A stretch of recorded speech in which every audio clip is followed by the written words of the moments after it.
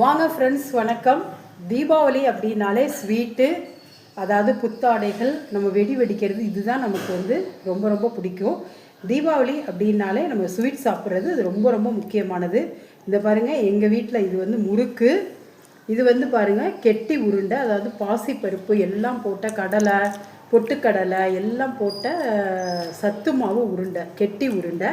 அடுத்தது பாருங்கள் கலகலா, இது இனிப்பு போட்ட கலகலா. இது நல்லா இருக்கும் சாப்பிட. குழந்தைகள் பெரியவர்கள் எல்லாரும் சாப்பிட்லாம். இது பாருங்கள், குழந்தைகள்லேருந்து பெரியவங்கலேருந்து எல்லாருக்கும் பிடிச்ச லட்டு. இந்த லட்டு பிடிக்காதவங்க யாருமே இருக்க முடியாது.